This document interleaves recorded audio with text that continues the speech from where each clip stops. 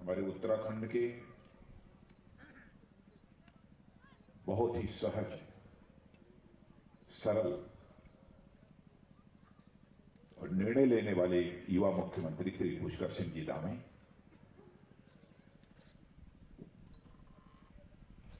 और उत्तराखंड सरकार के पूर्व मंत्री और इस राज्य के अध्यक्ष श्रीमान मदन जी कौशिक, रक्षा राज्य मंत्री मेरे सहयोगी श्री अजय जी भट्ट और यह शहीद सम्मान यात्रा जिनके द्वारा चलाई जा रही है, हमारे बहुत पुराने मित्र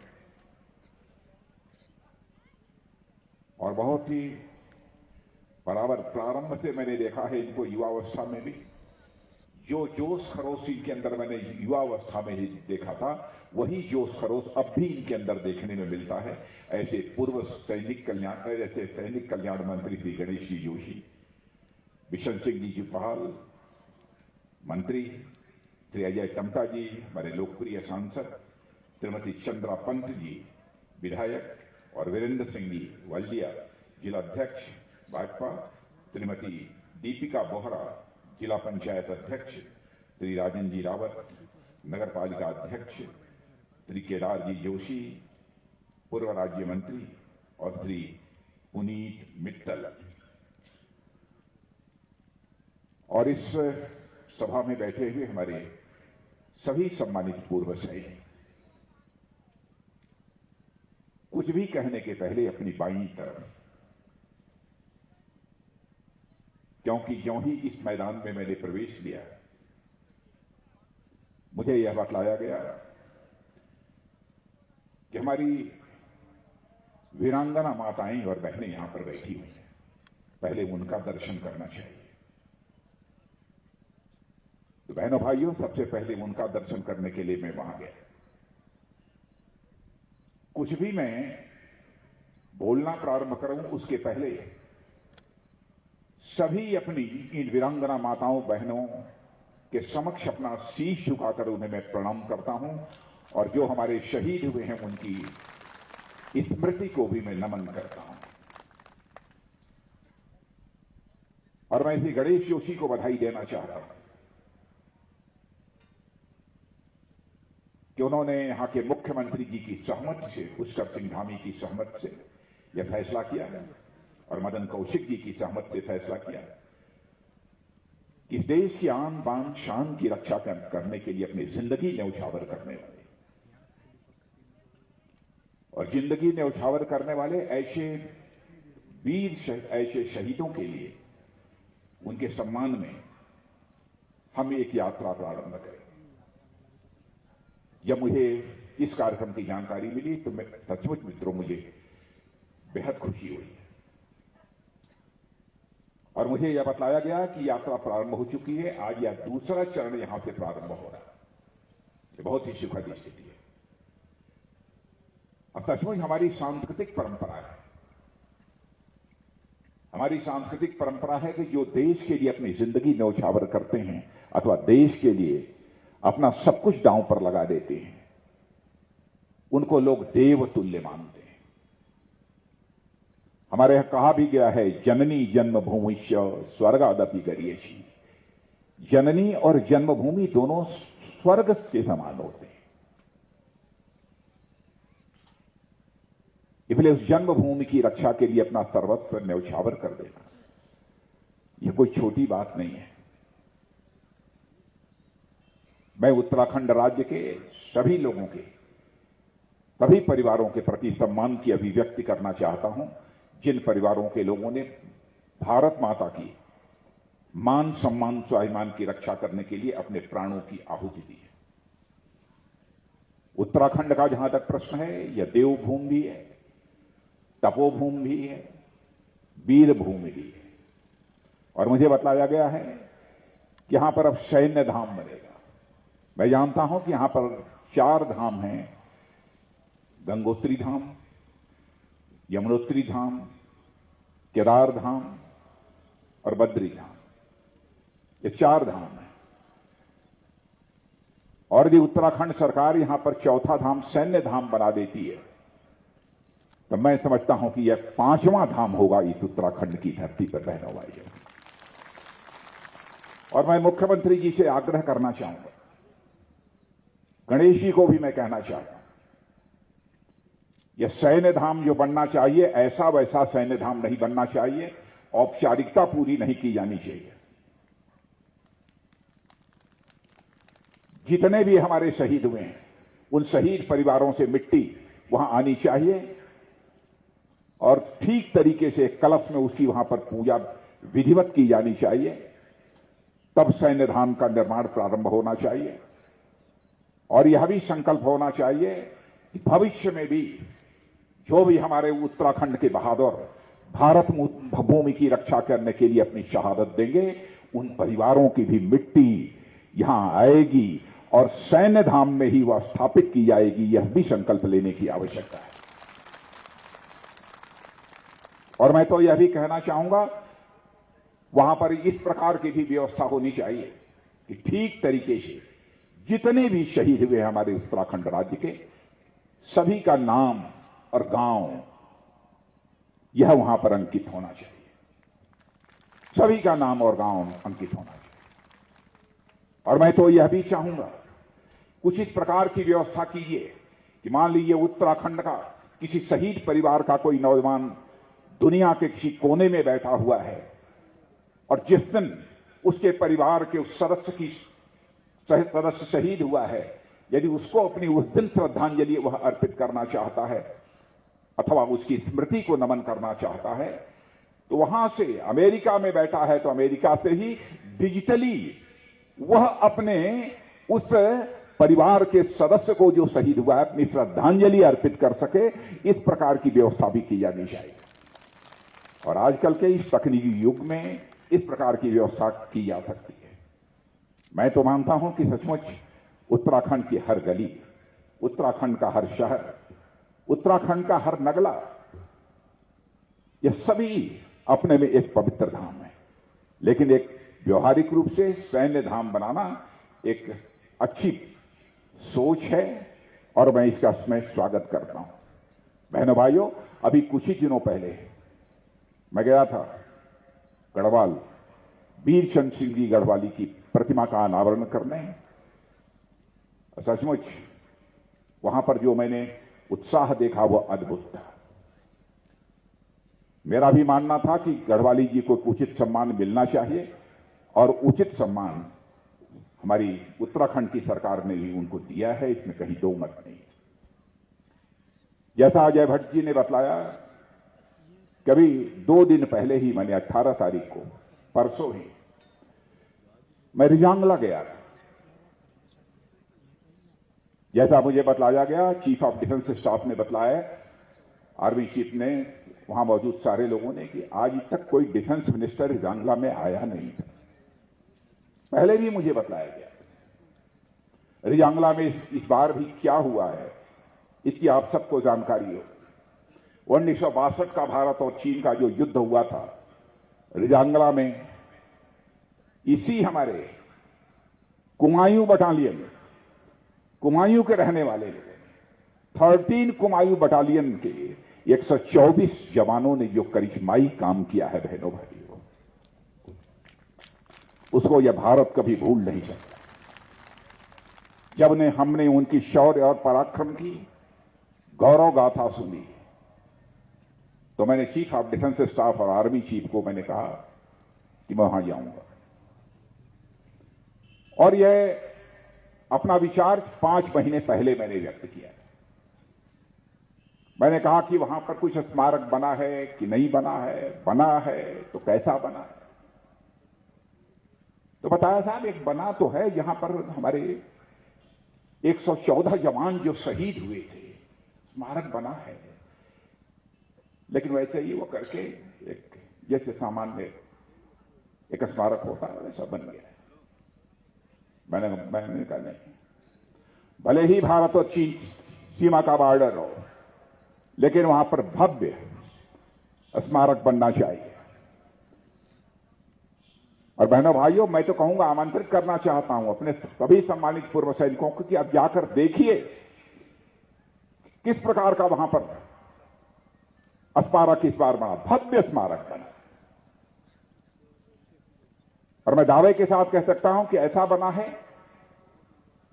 कि अब भारत के कोने कोने लोगों से जब उन लोगों को जानकारी प्राप्त होगी तो वे देखने के लिए जाएंगे कि रियांगला में अब कैसा स्मारक बना है इतने वर्षों के बाद। वहां पर भी अपने बहादुर कुमायूं बटालियन के नौजवानों को श्रद्धांजलि अर्पित करने के लिए मैं वहां गया था। क्या बहादुरी की थी हमारे कुमायूं बटालियन के वीर जवानों ने।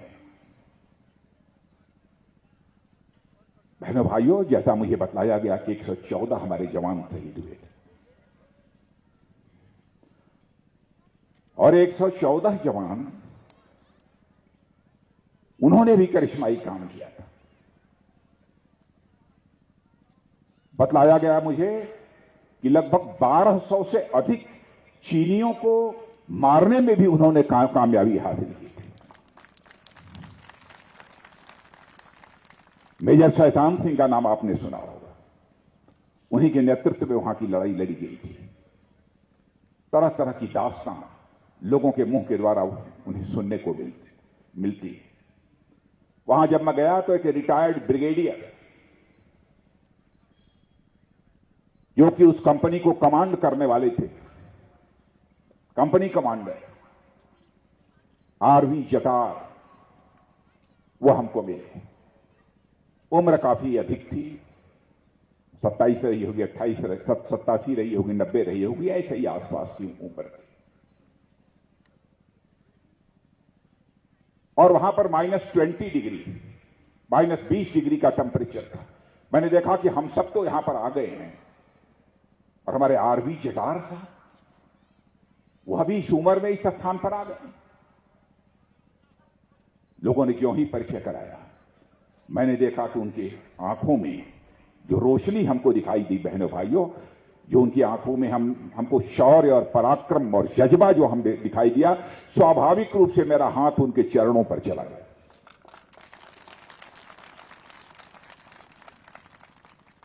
और मैंने फैसला किया, वह व्हील चेयर पर बैठकर आए थे, मैंने फैसला किया कि अब इसे व्हील चेयर को मैं ही लेकर स्मारक पर श्रद्धांजलि अर्पित कराने के लिए मैं ले जाऊंगा। और उनको वहां पर मैं स्वयं ही व्हील चेयर पकड़कर अपनी श्रद्धांजलि अर्पित कराने के लिए उनको लेकर गया था। मैं समझता हूं कि भारत के हर नागरिक का यह जिम्मेदारी बनती है। जो हमारे शहीद हैं, शहीद हुए हैं, उन शहीदों के परिवारों के प्रति एक सच्चा, एक सम्मान का भाव उनके अंदर होना चाहिए। और मैं आपको याद दिलाना चाहता हूं कि जब हम लोग सरकार में आने की लड़ाई लड़ रहे थे, माने लड़ाई मैदान की लड़ाई नहीं थी, एक चुनावी लड़ाई थी। 2014, उस समय मैं भारतीय जनता पार्टी का अध्यक्ष था और आज के हमारे आदरणीय प्रधानमंत्री नरेंद्र मोदी जी प्रधानमंत्री के उम्मीदवार थे। हरियाणा में पहली सैनिकों की सार्वजनिक सभा हुई थी और हमारे सारे सम्मानित पूर्व सैनिकों ने आवाज उठाई थी कि 1 रैंक 1 पेंशन की बात 40 वर्षों से चल रही है, या तो इसकी चर्चा ही बंद हो जानी चाहिए, और इस चर्चा यदि हो रही है तो हमारे ये तो सैनिकों को दिया जाना चाहिए। उसी समय आज के प्रधानमंत्री आदरणीय नरेंद्र मोदी जी ने वादा किया कि नहीं, हम सरकार बनने के बाद पूर्व सैनिकों को 1 रैंक 1 पेंशन की सुविधा देंगे। और बहनों भाइयों, आपने देखा कि सरकार बनने के बाद देर नहीं लगी, 40 वर्षों की जो समस्या थी उसको चुटकी बजाकर जो हमारे प्रधानमंत्री ने उसका समाधान निकाल दिया। आगे भी उसमें और कुछ भी होना है, कुछ विलंब हो रहा है, 1-2 साल का रिवीजन वगैरह की भी बात चलती है, उसका भी समाधान निकलेगा। मैं जब रक्षा मंत्री के रूप में अपनी जिम्मेदारी का निर्वाह कर रहा था, या जब से करना प्रारंभ किया, तो बीच में यह भी बात आई थी कि साहब 2006 से पहले के जो नायब सूबेदार हैं उनको रिवाइज पेंशन का लाभ नहीं मिलता। यह सारे नायब सूबेदार जो 2006 के पहले के हैं, उनके साथ बहुत बड़ा अन्याय है, जुल्म है। मैंने सारे अधिकारियों को बुलाकर पूछा, लोगों ने कहा साहब वहां ऐसा होता है। और ऐसे लगभग 75,520 50 ऑनरेरी नायब सूबेदार थे जिनको कि लाभ नहीं मिल रहा था। मेरे भाइयों, मैंने तुरंत उसी समय आदेश कर दिया कि 2006 के पहले के भी जो हमारे नायब सूबेदार हैं उनको रिवाइज पेंशन का लाभ दिया जाना चाहिए। और मुझे कहते हुए खुशी हो रही है कि अब उनको रिवाइज पेंशन का लाभ मिल रहा है। 60 सर्विस कमीशन के माध्यम से सेना में आए अधिकारियों को उनकी शिकायत थी कि सेवा से मुक्त होने के बाद रैंक लगाने की उन्हें इजाजत नहीं दी जाती। बहनों भाइयों, वह तारीख तो हमको याद नहीं है, लेकिन मैं समझता हूं कि ये 2 वर्ष के भीतर की ही बात होगी। जब से रक्षा मंत्रालय का दायित्व मैंने संभाला है, उनको तुरंत हमने रैंक का उपयोग करने का भी अधिकार दे दिया अपनी तरफ से। मैंने जितना हो सकता था वह करने की कोशिश की है। 50 सालों से यह भी मांग आई कि नेवी और एयरफोर्स के जो पर्सनल्स के लिए पेंशन रेगुलेशन है वह रिवाइज नहीं हो पाया था वर्षों से। हमने दिसंबर 2020 में ही तीनों सेनाओं के पेंशन रेगुलेशन को रिवाइज करने का भी आदेश दे दिया। इसे भी कर दिया गया। पहले जब मैं एक बार ऐसे ही फाइल आई, किसी ने कहा नहीं, कोई प्रस्ताव भी नहीं आया था। कोई एक फंड एलोकेशन हो रहा था कि किस काम के लिए कितना पैसा खर्च किया जाए। जब एलोकेशन हो रहा था तो उसने कहा ये जो बैटल कैजुअलिटी होती है, बैटल कैजुअलिटी के मामले में लोगों को 2 लाख रुपया दिया जाता है यक्स ग्रेशिया। भैया, मैंने कहा कि इतनी महंगाई, सब कुछ बढ़ गई, इतने साल गुजर गए, 2 लाख रुपया कब से चला रहा? कहा साहब 20 वर्षों से 25 वर्षों से चला रहा। मैंने कहा कि 2 लाख नहीं, अब इसको बढ़ाकर 4 गुना तो पहले चटपट कर दीजिए और 2 लाख से बढ़ाकर वो 8 लाख रुपया बहनों भाइयों उसी समय मैंने कर दिया आदेश। मैंने पूर्व सैनिकों के पेंशन से जुड़े जितने भी मामले अटके भटके लटके रहते हैं, उनका विस्तारण करने के लिए भी एक डेडिकेटेड पेंशन ग्रीवांस सेल है, वह भी स्थापित कर दिया गया है। और जाहिर हमारे सम्मानित पूर्व सैनिकों को मालूम होगा कि लगभग 97% मामलों का निस्तारण हो जाता है। अब जो बातें मैं कह रहा हूं कि हो सकता है कहीं पर कोई कमी रह गई हो, यदि हमारे संज्ञान में आएगा तो मैं निश्चित रूप से उसका निराकरण करूंगा। मैं पूरी तरह से आपको यकीन दिलाना चाहता हूं, क्योंकि मैं अपने पूर्व सैनिकों के मामले में भी बहुत ही संवेदनशील हूं। जितना हो सकता है मैं अपनी तरफ से करने की कोशिश करता हूं। ईसीएचएस की सुविधा,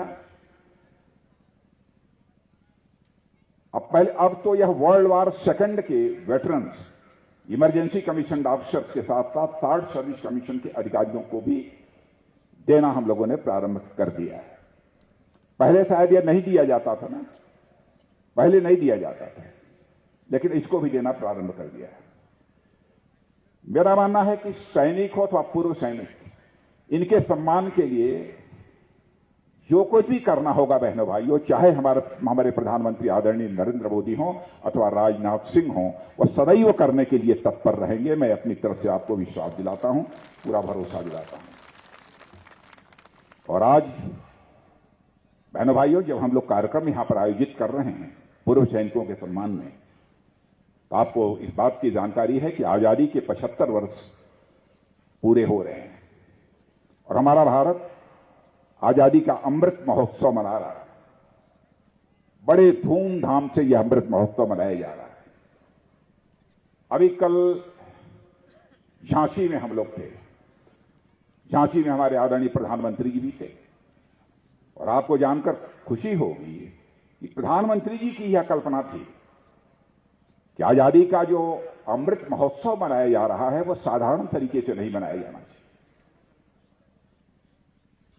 महारानी लक्ष्मीबाई 19 नवंबर जिनका जन्मदिन है, उस अवसर पर कम से कम 3 दिन का कोई न कोई कार्यक्रम झांसी में ही आयोजित किया जाना चाहिए और कार्यक्रम कुछ किले में ही होना चाहिए।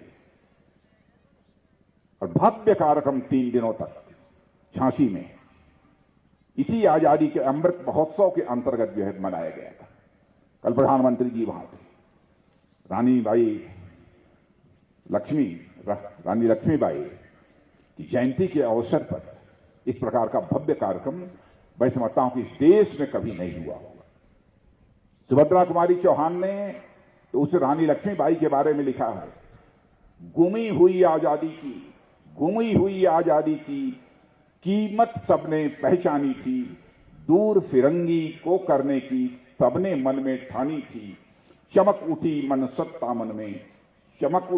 सत्ता मन में, वह तलवार पुरानी थी, खूब लड़ी मर्दानी, वह तो झांसी वाली रानी थी। महारानी लक्ष्मीबाई उस अवसर पर, क्योंकि जिन लोगों का भी योगदान रहा है आजादी को हासिल कराने में, बहनों भाइयों, हमारी सरकार सबको स्मरण कर रही है। जहां तक हो पा रहा है सबके प्रति अपनी सम्मान की अभिव्यक्ति भी कर रही है। भगवान बिरसा मुंडा, कभी किसी ने सोचा नहीं था भगवान बिरसा मुंडा के बारे में भी सारे देश भर में जयंती मनाई जाएगी आदिवासी समुदाय के। लेकिन हमारे प्रधानमंत्री जी ने फैसला किया कि अब जो बिरसा मुंडा जी का 15 नवंबर जन्मदिन है, उस दिन सारे देश में जनजातीय गौरव दिवस मनाया जाएगा और सारे देश में जनजाति गौरव दिवस मनाया गया और यह प्रतिवर्ष मनाया जाएगा, क्योंकि आजादी की लड़ाई में हमारे जनजातीय समुदाय का भी बहुत बड़ा योगदान है। इतिहास के पन्नों को पलट कर दी कोई पढ़े तब उसे बात समझ में अच्छी तरह आ जाएगी किस प्रकार का उनका योगदान है। बहनों भाइयों, सब कुछ मिलाकर हम लोग मिशन मोड में इस समय काम कर रहे हैं और हम लोगों को यह बात ध्यान है कि हमारे देश के लोगों ने इतना बड़ा बलिदान किया है आजादी हासिल करने के लिए, इसको ऐसे ही जाया नहीं होने देना चाहिए, ऐसे ही बर्बाद नहीं होने देना चाहिए। भ्रष्टाचार, नाकामी, यह सब सारी चीजें कितनी बढ़ गई थी, लेकिन मैं कह सकता हूं कि हमारे प्रधानमंत्री ने जिस तरीके से मिशन मोड में काम करना प्रारंभ किया है वह अद्भुत है। मैं याद दिलाना चाहता हूं आपको, श्री राजीव गांधी जी हमारे प्रधानमंत्री कोई हो, किसी पार्टी का कोई फर्क नहीं पड़ता, प्रधानमंत्री होता है, उसके प्रति हृदय से सम्मान की अभिव्यक्ति भी की जानी चाहिए। एक बार राजीव गांधी जी ने भी कहा था, करें क्या, ऊपर से 100 पैसा भेजता हूं लेकिन नीचे पहुंचते पहुंचते बामुश्किल 100 पैसे में 15 पैसा लोगों की जेब में पहुंच जाता है। लेकिन आप इस सच्चाई को स्वीकार करेंगे कि आज के प्रधानमंत्री नरेंद्र मोदी जी ने एक ऐसी व्यवस्था बना दी है कि 100 पैसा ऊपर से भेजते हैं तो 100 का 100 पैसा लोगों की जेब में पहुंचता है, 100 का 99 नहीं होने पाता है। डीबीटी के माध्यम से बंदरबाट की व्यवस्था पूरी तरह से वो समाप्त कर दी है। 18,000 गांव में इतने वर्षों तक बिजली नहीं पहुंची थी, बिजली पहुंचने का सिलसिला प्रारंभ हो गया। यह भी हम लोगों का संकल्प है कि 2024 समाप्त होते होते हिंदुस्तान में एक भी व्यक्ति शेष नहीं बचेगा जिस व्यक्ति को अपना सिर ढकने के लिए छत न मुहैया हो जाए, ऐसा एक व्यक्ति भी नहीं मिलेगा। हम लोगों का यह भी संकल्प है 2024 समाप्त होने के पहले ही ऐसे हालात पैदा हो जाएं, कोई भी गरीब से गरीब व्यक्ति भी यदि बीमार पड़ता है, इलाज के अभाव में उसे दम न तोड़ना पड़े, एक ऐसी मुकम्मल व्यवस्था की जानी चाहिए। इसीलिए हेल्थ कवर आयुष्मान भारत योजना प्रारंभ की है हम लोगों ने, यानी प्रतिवर्ष 5 लाख रुपए तक का मुफ्त इलाज होगा और एक वर्ष में यदि वह बीमारी ठीक नहीं होगी तो दूसरे वर्ष भी 5 लाख रुपए में उसका मुफ्त इलाज होगा। यह है आयुष्मान भारत योजना। हर किसान के खाते में 6,000 रुपया सीधे पहुंच रहा है। हम लोगों का यह भी संकल्प है कि 2024 समाप्त होते होते हर घर जल मिलना चाहिए और हर घर जल जो मिलना चाहिए वो नल के माध्यम से जल मिलना चाहिए। हर घर में नल और हर घर में जल पहुंचने का संकल्प, यह भी हम लोगों ने कर रखा है। बहनों भाइयों, बड़ी से बड़ी चुनौती हो, यदि करने की इच्छा है, दृढ़ इच्छा शक्ति है, चुनौती पर विजय प्राप्त की जा सकती है। कोविड का इतना बड़ा संकट था, इतनी बड़ी महामारी थी। आपने देखा अमेरिका, ब्रिटेन, फ्रांस, रूस जैसे देशों की हालत क्या थी, घुटने टेक दिए।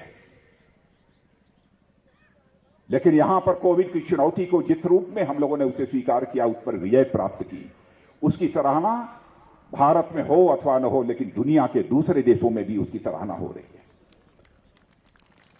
मैं आपको याद दिलाना चाहता हूं, सामान्यतः जब कोई आपदा इसकी स्थिति न हो, 900 मीट्रिक टन ऑक्सीजन की आवश्यकता होती है।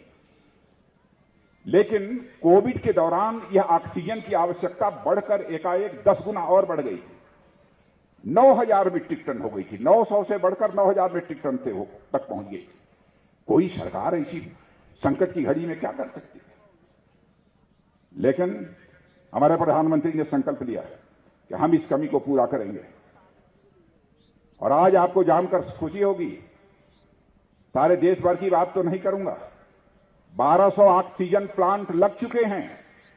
और आपको यह भी बतलाना चाहता हूं, 4000 ऑक्सीजन प्लांट 2024 होते होते और यहां पर लग जाएंगे सारे देश भर में।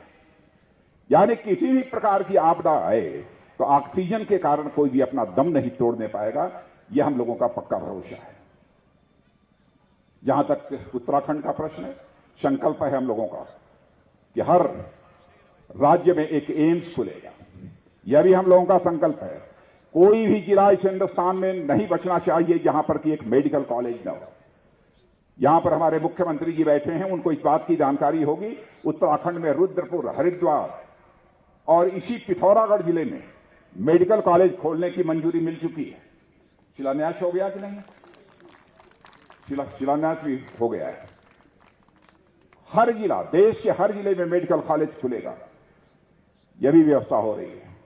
बहनों भाइयों, भारत में कोरोना के 111 करोड़ लोगों का वैक्सीनेशन यानी टीकाकरण हो चुका है।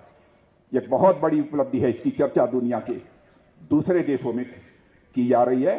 इतना बड़ा काम इस भारत सरकार ने इतनी जल्द कैसे कर लिया। और बड़े बड़े धनवान देश जो दुनिया के माने जाते हैं, वहां पर अभी यह काम पूरा नहीं हो पाया है। उत्तराखंड में ऑल वेदर रोड भी बन रही है, इस बात की भी मुझे जानकारी प्राप्त हुई है। और रेल रोड और एयर कनेक्टिविटी की दृष्टि से मुझे बतलाया गया है कि यहां भी कुछ काम हुआ है। क्या काम हुआ है अभी मुझे जानकारी नहीं है। और लेकिन सारे देश भर में काम हुआ है, मैं ये आपको जानकारी देना चाहता हूं। कुमायूं क्षेत्र में करीब 150 किलोमीटर लंबी सड़क 4 धाम प्रोजेक्ट के अंदर बन रही है, यह भी मुझे जानकारी दी गई है। लीपू लेक से होकर लीपू लेक के रास्ते धारचूला होते हुए मानसरोवर तक जाने का रास्ता भी बन गया है, जिसका उद्घाटन मैंने कर दिया है। यह सही है। अब आपको ज्यादा परेशान होने की जरूरत नहीं होगी।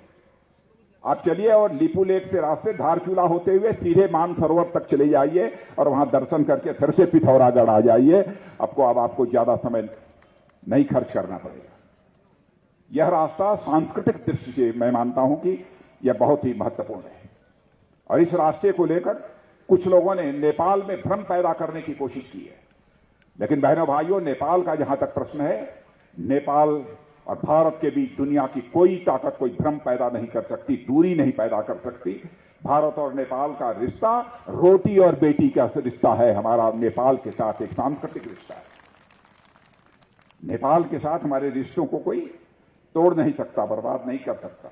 अभी हाल में ही वहां के थल सेनाध्यक्ष, नेपाल के army chief general Prabhuram Sharma आए थे और हमारे महामहिम राष्ट्रपति महोदय ने, उसमें मैं भी उपस्थित था, सारे तीनों सर्विसेज के चीफ्स भी मौजूद थे।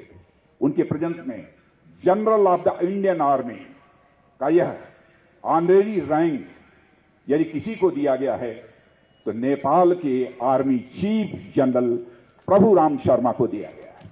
यह इस प्रकार का रिश्ता कि हमारे देश के भी जनरल के रूप में वह काम करेंगे। इस प्रकार का रिश्ता उनके साथ, नेपाल के साथ हमारा कायम है। बहनों भाइयों, पड़ोसी नेपाल भी है, चीन भी है।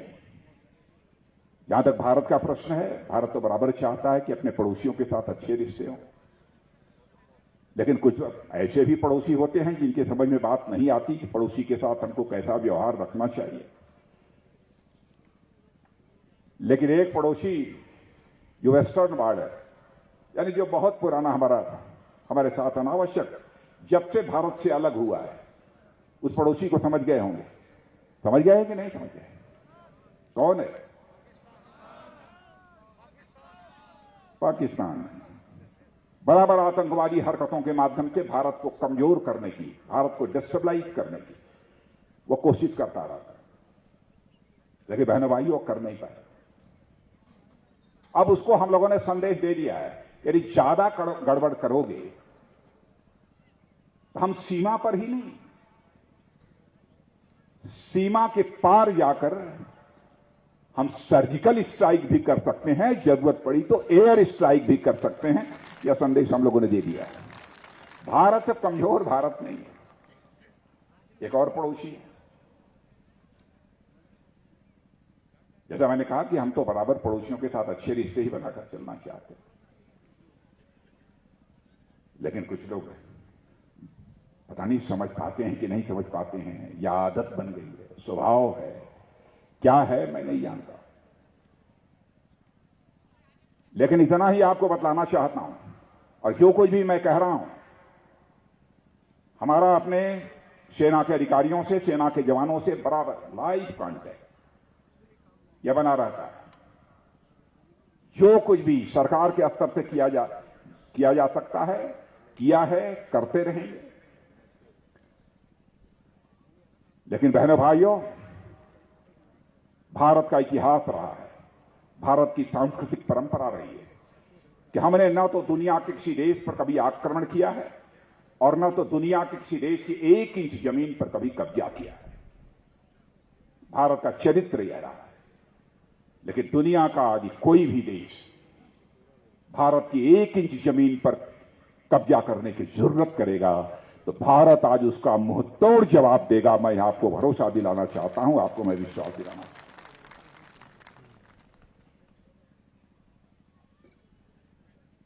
1971 की जो डिफाइनिंग विक्ट्री रही है, उससे भी आप सब अच्छी तरह परिचित हैं। किसी को भ्रम नहीं होना चाहिए।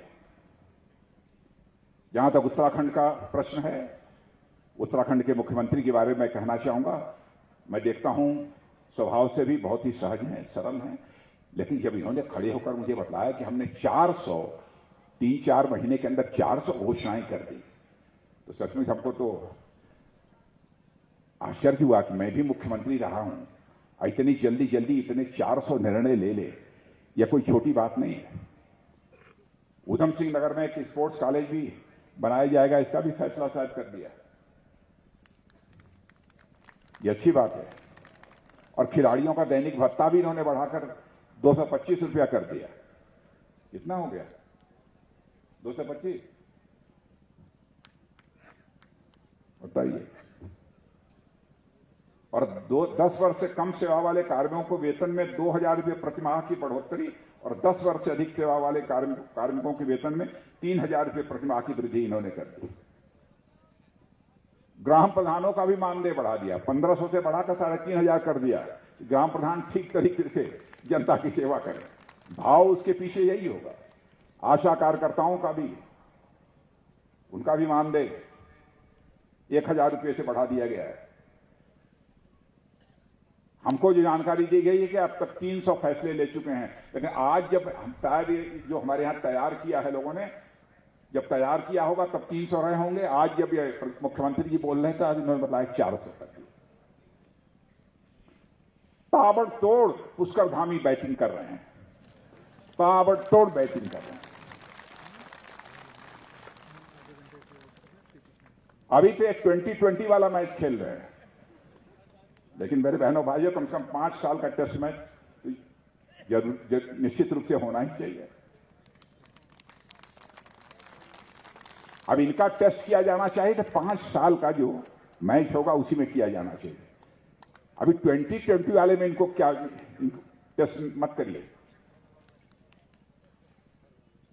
ये तो अच्छा खेल ही रहे हैं, ये तो देख लिया। 5 साल का एक बार इनको मौका मिलेगा तो अच्छा काम करेंगे, जैसा मेरा विश्वास है। पिछली बार जब मैंने आया था तो मुख्यमंत्री जी के बारे में कहा था कि धाकड़ बल्लेबाज, लेकिन आज ये क्योंकि 2020 वाला ये मैच खेल रहे हैं, तो आज तो मैं कहना चाहूंगा सचमुच ये जो बहुत ही प्रसिद्ध क्रिकेटर महेंद्र सिंह धोनी हैं, उनकी तरह अच्छे फिनिशर हैं, उनकी तरह एक अच्छे फिनिशर हैं। और मुझे पूरा विश्वास है कि मुख्यमंत्री श्री पुष्कर सिंह जी धामी राज्य की चिंता करें, लेकिन इस उत्तराखंड राज्य में हमारे सैनिक परिवारों की, जो सैनिक सीमा पर इस समय अपनी जिम्मेदारी का निर्वाह कर रहे हैं, उनके परिवारों की चिंता करें। हमारे जो पूर्व सैनिक हैं उनकी चिंता करें, जो शहीद हो गए हैं उनके परिवारों की सदैव चिंता करें। मैं समझता हूं कि देश के शहीदों के प्रति यही श्रद्धांजलि होगी और देश के बहादुर जवानों के प्रति यही सम्मान होगा। इसी भाव को लेकर वह आगे बढ़ें, उनके लिए हमारी शुभकामनाएं हैं। और इन्हीं शब्दों के साथ पुनः आप सबके प्रति सम्मान की अभिव्यक्ति करते हुए और देश के शहीदों के प्रति भी सम्मान की अभिव्यक्ति करते हुए और उनकी स्मृति को नमन करते हुए अपना निवेदन समाप्त करता हूं।